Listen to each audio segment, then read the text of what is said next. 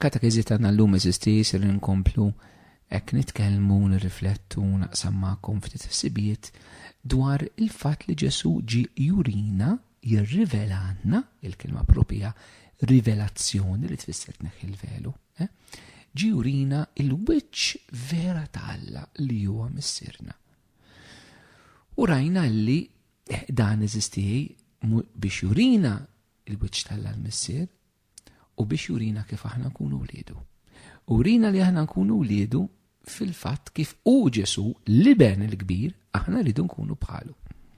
U rajna li Ġesu jurina il-wiċċ il-missier jitkellem il-missier b'diversi modi u qegħdin naraw b'kollox madwar 20 aspett kif Ġesu jurina l-missier.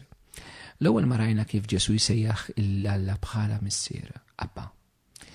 Tieni rajna kif Ġesu huwa mibgħut mill-missier.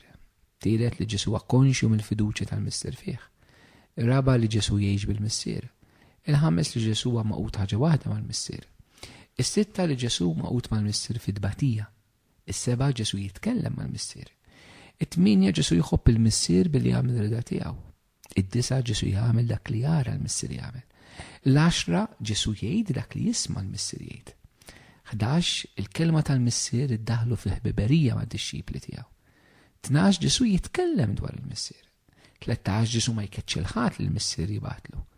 14 Ġesu jsib ix-xhud tiegħu fil-missier. 15 Ġesu jmur lura għand il-missier permezz tal-passjoni l-mowt tal-aħmin tiegħu. 16 Ġesu jixtieqna nemmnu l-missier huwa fih. 17 Ġesu jitlob lill-missier għad-dixxipli tiegħu. Illum sejrin naraw eżistijej aspetti oħrajn tlieta ta' il-laħqhom. San Ġwan kapitlu 15 vers 9, John 15:9. Uħudu nota ta' dawn il-flus biex toħduhom fit-talb personali tagħkom, biex toħduhom fil-mumenti tagħkom ta' talb, biex ċerġu tgħaddu dawn il-katekeżijiet eżistijej. Ġesu San Ġwan kapitlu 15 vers 9 jidinna kif ħabbni missieri hekk ħabbejtkom jiena. Kif ħabbni missieri hekk ħabbejtkom jiena. Meta nirriflettu fuq għadi maħbubin tiegħi, kull kelma ta' Ġesu hija profonda. L-ewwel ħaġa Ġesu jgħidilna hawnhekk illi l-imħabba fil-ħajja tagħti dak li inti tkun irċevejt. L-imħabba l-ewwel tirċevija qabel ma inti tagħtiha. Mela f'kelma waħda Ġesu fuq dil-art ġie jagħtina l-imħabba li hu fl-eternità qabel ma sar bniedem irċieva mingħand il-missier. Kif ħabbni l-missier hekk ħabbejtkom jiena. Dinha kbira, għax turina kif l-imħabba ta' Ġesu u qed iħobbna bħala iben li hu stess hu maħbub. Jiġifieri nafu anke meta l-missier ftit drabi li nsibuh li jitkellem jgħidilna dan hu bdan Aziz fih insib il-għaxqa tiegħi. Missier jitaxxa bl-iben, il-missier jħobb lill-iben b'mod perfett. Il-missier ħalla kollox fidej l-iben. Il-missier għandu fiduċja totali fl-iben. U hekk Ġesu ġie jħobbna, ġie jħalli fidejna tagħna responsabilità tal-libertà. Ġesu ġie jħobbna b'mod perfett. Ġesu jħobbna għax jħobbna. Għax jħobbna għax jħobbna. U m'hemmx raġuni oħra li fħobbna għax jħobbna għax jħobbna. Mhux għax aħna tajbin, mhux għax aħna ħżiena, imma xi jħobbna. Ir-raġuni tal-imħabba il-imħabba stess u m'hemmx raġuni oħra. Alla ma jistax ma jħobbokx. Xu mħabba. Il-missier ma jistax ma jħobbux l-iben. U hekk ġie jħobbna. Ġesu ma jistax ma jħobbokx. Ġesu ma jistax ma jħobbokx. Ġesu ma jistax ma jħobbokx għaliex hu mħabba. Issa meta nifhmu eżistija li aħna daqshekk ħobbna l-mulej bl-maħabba perfetta tal-missier. Imma Ġesu jħossu maħbub mill-missier. Issa din eżistijaj għalina wkoll tfisser xi ħaġa, aħna bħala uliet il-missier, bħal Ġesu x'aħna bil-Magħmudija nsiru uliet il-missier, l-imħabba tagħna hekk tissir. Hawnhekk fejn ħafna minna l-insara x'ikun tifhmuni, xi drabi nibqgħu nirraġunaw isna nies li ma tqajniex ma' Ġesu. Isna nies li maħniex mamdin. Aħna l-insara maħbubin tiegħi. Aħna l-insara l-imħabba tagħna mhijiex bħal bqija tal-imħabba tal-bnedmin. Mhijiex hekk. Il-bnedmin tajbin kemm huma tajbin li għadhom marfux lil Ġesu f'ħajjithom iħobbu kif huma jafu jħobbu. U m'hemm xejn ħażin. Ġifieri kif trabbu huma, kif għalmuhom il-ġenituri, kif għalmithom l-esperjenza tal-ħajja, kif żviluppaw huma. Min ma jafx il-Ġesu iħobb kif hu jaf iħobb bħala bniedem. Allura jgħid hekk magħmul jien, hekk jien. Però min jaf il-Ġesu ma jistax jirraġuna hekk. Min daq l-imħabba ta' Ġesu ma jistax jgħid jiena nħobb kif naf inħobb. Imma jgħid jiena rrid inħobb kif Ġesu ħabni. U din tagħmel differenza kbira. Jekk inti ma rċevejtx imħabba mingħand ommok, mingħand missierek, mingħand ħutek, mingħand ħbieb, u qatt ma tqajt ma' Ġesu, inti x'tib ta' mħabba ħatati. Dak li għaddejt minnu eżisti. Imma jekk inti għaddejt minn dan kollu u doqt il-Ġesu, l-imħabba tiegħek tittgħaddi minn dak li tak Ġesu. Anka jekk int għaddejt minn żminijiet ibsa fl-imħabba fil-ħajja tiegħek sa minn ġkunitek. Inti mhux tħobb kif ħabbek missierek u ma tħobbx jekk ma ħabbekx missierek u flok missierek semmi l-ommok, il-ħutek, il-midrit. Mhux tħobb kif ħabbok il-bnedmin ħafna minna hekk. La jiena ngdimt nweġġa' l-ħaddieħor, la jien weġġawni nweġġa' l-oħrajn. Ara, għax inħobb jew ma nħobbx skont kif ħabbuni u ma ħabbunix. L-imħabba li inti tagħti jew li ma tagħtix hija skont mal-bniedem tak jew ma takx. In-nisrani l-imħabba tiegħu mhijiex hekk. In-nisrani li huwa ibn il-missier iħobb bl-imħabba li rċieva mingħand Ġesu. Li Ġesu jagħtina mingħand il-missier u li tammar fina fl-Ispirtu Santu. U hawnhekk rid nagħmlu mistoqsija kbira, aħna bħala Knisja, kull wieħed waħda minna. Jiena nħobb bl-imħabba li Ġesu ħabni, jew nħobb. Għax jien sawnek nista' nħobb, għax jien sawnek niflaħ nħobb. Ċertament li aħna ngħaddu minn mumenti ibsa ta' djufija ta' il-qalb li nkunu ġbajna. Imma ħanixuhom hekk daqs li kieku aħna ma nemnux. Jew ħanamlu l-qabża tal-fidi u ngħid kif Ġesu ħabni jien sejjer nħobb. Għax hawnhekk qiegħda l-imħabba tagħna, hawnhekk qiegħda d-differenza, hawnhekk qiegħda l-imħabba tan-nisrani. Il-bnedmin kollha jixtiequ jħobbu u jixtiequ jmaħbuba. Jemnu fiex jemnu u jemnu jew ma jemnux. Kulħadd jixtieq jħobb u jkun maħbub. In-nisrani irid jgħid jiena nħobb kif Ġesu ħabni, jiena nħobb kif Alla ħabni. Kif ħabni? Ġesu hawnhekk jitkellem minn esperjenza personali tiegħu kif ħabni l-missier. Hekk ħabbejtkom inċe. Ġesu esperjenza, Ġesu Ġesu jaf l-imħabba tal-missier. Nibża ngħidha din. Ma xi drabi nibża ħsisti. Il-uħud minna fil-Knisja għadna ma nafux l-imħabba tal-Alla. Uħud minna fil-Knisja għadna ma doqniex l-imħabba tal-Alla. Uħud minna fil-Knisja l-imħabba tal-Alla da tiskandalizzana, għadha tfixkilna. Xi ġifieri naħfer?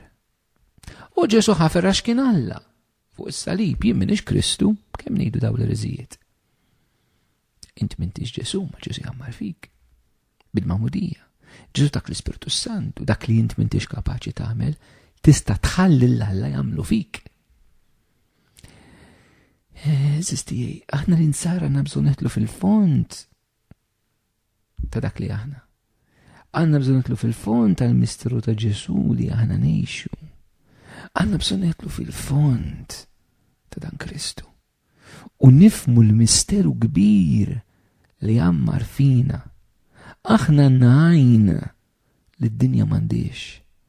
Aħna għanna relazzjoni li d-dinja mandiex.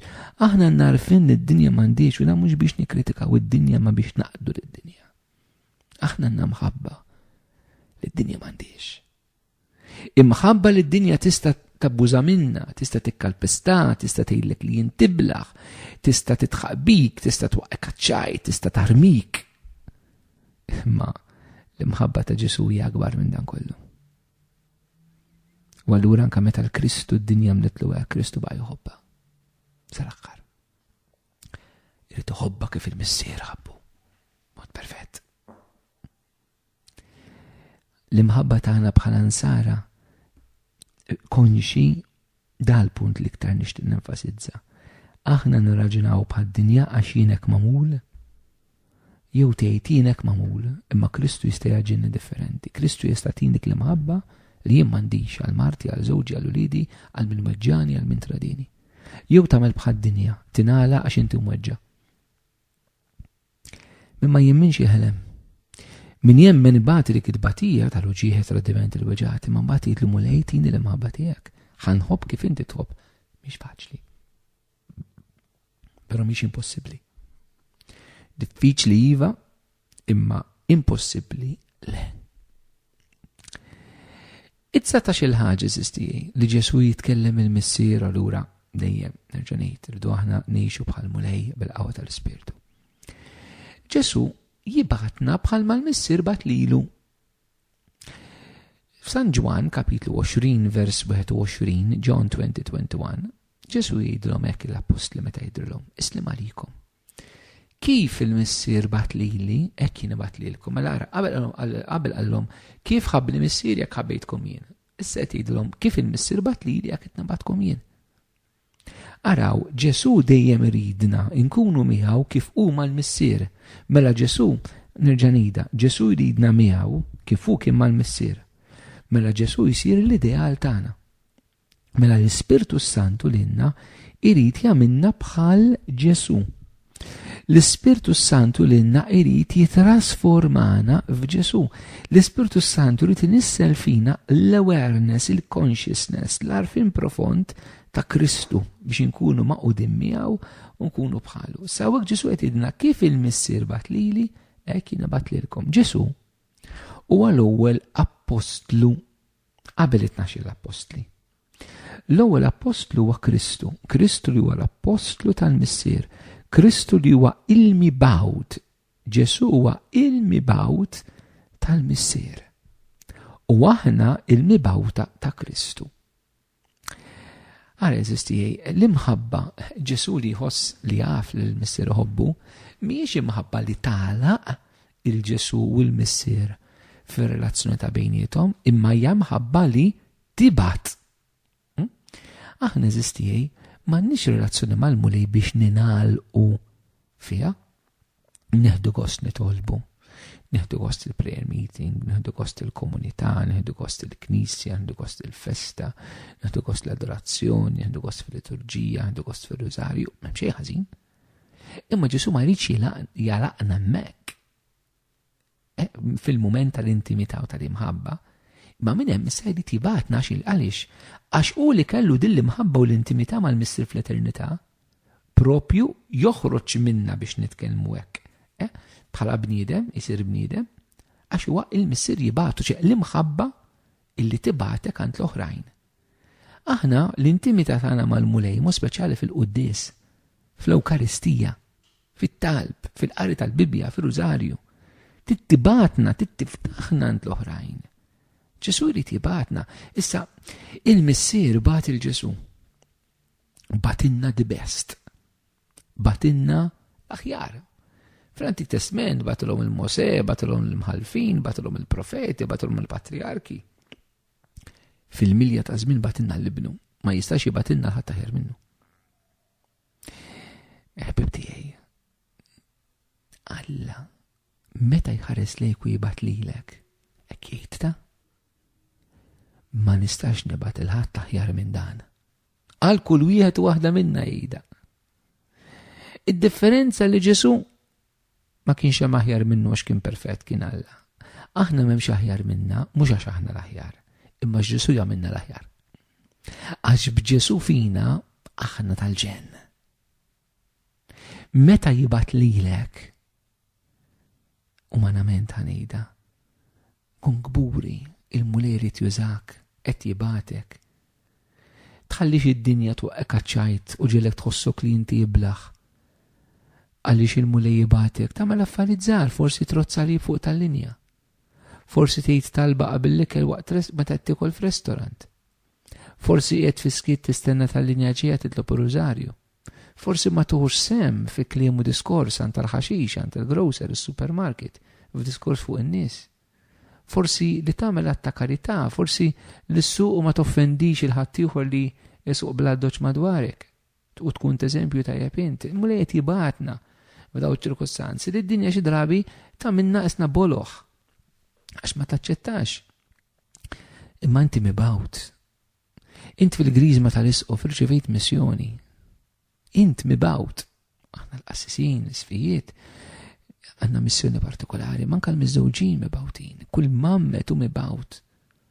Aħna għanna l-unzjoni, l-anointing tal-Spiritu Santu fuqna, għax mibawta kif il-missir bat il-Ġesu, Ġesu għet jibat lilek. U Ġesu il-missjoni li tiqdija sal-axħar. Ġesu il-missjoni jaf li ma kienieċ tiegħu, ma kien iġija mill-missir. Aħna nistu ngħidu hekk bħala wlit il-missir, il-missjoni mhix ġejja minni, mela mhux jien niddeċiedi x'missjoni nagħmel, fejn nagħmilha, meta nieqaf, jien minn Ġesu mibgħut accountable lejh. Il-missjoni mhix xi proġett tiegħi, jiena konxu li jekk qed naqdi, anke jekk qed naqra fil-knisja, jekk qed naħsel, jekk qed inkanta, jekk jien sakristan, jekk jien amministratur tal-flus, jekk jiena noħseb xi għaqda, anything. Konxu li dik hija missjoni li mulej qed jagħtini li mhix ġejja minni, ma nistax nagħmilha tiegħi. Waħda mill-problemi kbar tagħna fil-Knisja li nagħmlu l-missjoni tagħna, nagħmlu l-proġetti tagħna. Isu kollox hu tiegħi. Jien naħdem għall-Knisja, jien naħdem għall-parroċċa, mhix hekk. Int għandek missjoni qalbi li tgħidlek il-mulej. Ma tistax tagħmel li trid biha. Imma tgħidlek Ġesu permezz ta' Knisja. U qed jibatna l-kol kemm aħna eżisti. Mela il-missjoni ma nagħmluwix bid-dritt issa xi ħaġa tagħna. Kemm jiġri xi ħadd qed jagħmel xi ħaġa tiġi biex twaffqu jew għalih. Din mhix tiegħek qalbi, għalfejn għamilta tiegħek, għalfejn ħadd għalik. Il-missjoni l-mulej qed jibatek. Ġesu naraw li l-missjoni jagħmilha sal-aħħar. Fuq is-salib jgħid kollox mitmum. Il-missjoni lilna qed jibatna wkoll biex il-missjoni tagħna naqduha sal-aħħar. U jien nixtieq ninkoraġġikom. Forsi uħut minnkom għajjejtu wara snin twal taqdu. Forsi għajjejt bħala kappellan, għajjejt bħala superjur ta' komunità, għajjejt bħala provinċjal ta' provinċja, għajjejt bħala katekista, għajjejt bħala leader ta' pregroup, għajjejt bħala president tal-għaqda l-assoċjazzjoni tiegħek. Għajjejt fil-missjoni, taqtax qalbek.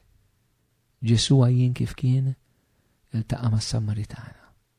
Għajjen kif kien jistalla fuq is-salib. Il-missjoni irdu naqduha sal-aħħar.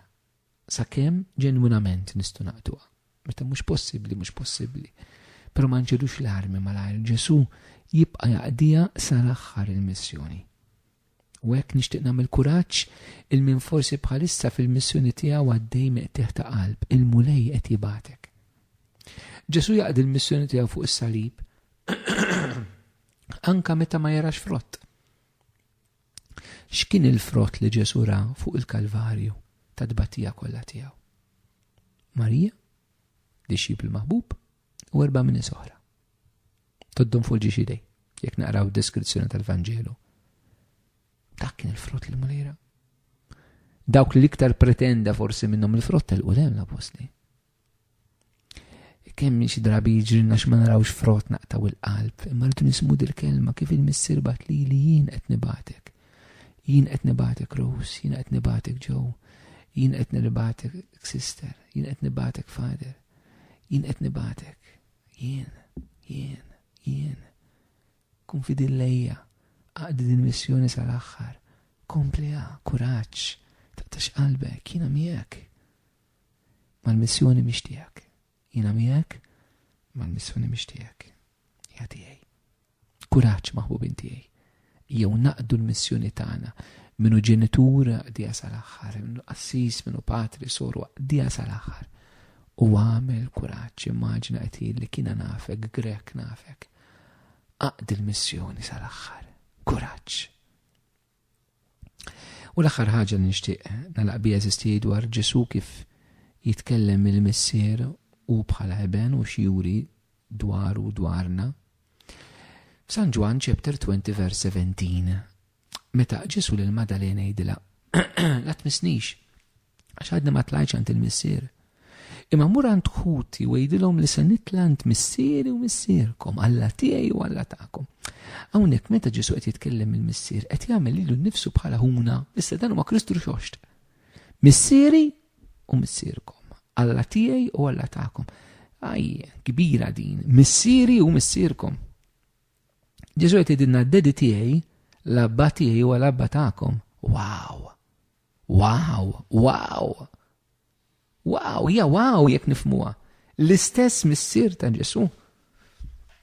Immaġina kieku inti kont orfni. U jiġi xi ħadd li inti tammira immens, ma nafx min kantant li jammirak. U jiġi missier dal-kantant, jgħidlek isma'jina millum ħan adottak u inti ibni daqskemm u ibni dal-kantant, aw inti ħu dal-kantant. Int li ma konxejn f'daqqa waħda ssir iben ta' dan ir-raġel daqs kbir, famuż ma nafxiex. U huk f'daqqa waħda hu dal-kantant daqshekk popolari. Immaġina qalbek kemm tifraħ. Dan mhux xejn ħtej dak li hu Ġesu. Imma tifhmu eżisti Ġesu huwa huk. Huk, intu Ġesu buddies. Ġesu l-Big Brother tagħna. Għandna l-istess missier u għandna l-istess omma Marija. Imma di mhux kbira. Dak li Ġesu hu bħala Alla l-inna jagħmilna bħalu fi grazzja tal-Ispirtu Santu. L-Ispirtu li huwa fina jokrob abba missieri jgħidilna San Pawl darbtej fl-itri tiegħu. L-Ispirtu li jokrob fina abba missier. L-istess kif jgħid Ġesu abba. Imma aħna nakkonxi jekk fil-mixja tagħna li Ġesu ħija. Brother Jesus. Dik nista' nsejjaħlu hekk. Ġesu huwa ħija. San Franġis Assisi di tant fema. Tant fema li Ġesu aħuna l-kbir u aħna fraternità, aħna familja waħda taħt missierwiet, ma mhix kbira di. L-istess missier li Ġesu tkellem dwaru, l-missier li għamel dan kollu fija, dan hu missierek. U dan Ġesu li għamel mirakli, li miet, li prietka, li għamil mewt, li jiet naħat tal-emin tal-missier, dan uħuk. Din l-identità vera tagħna. Eżisti, aħna xi drabi ma naġixxux, ma ngħixux, ma nirraġunawx, ma nħossux minn dan li aħna. Imma nibqu nirraġunaw, inħossu, ngħixu, nirreaġixxu bħal nies tad-dinja li għadhom ma skoprux. Kelli Ġesu ħuk. Immaġina inti tiskopri l-ħuk. Ħafna drabi eżisti tifrik fil-familja. Ma jinnix nesperjenzaw din iżbuħija ta' din relazzjoni, missierkom Alla tiegħi tagħkom aħna aħwa. Ġesu ħuna l-kbir, Charles de Foucault ukoll tant fema dell-ispiritualità eżisti. Ejjew verament niskopru minn aħna. Verament niskopru li aħna wlied. Inħallu l-Ġesu jdaħħalna f'din l-intimità mal-missier u nħallu l-Ġesu ikun il-mudell ta' xi ġifieri nkunu wlied il-missier.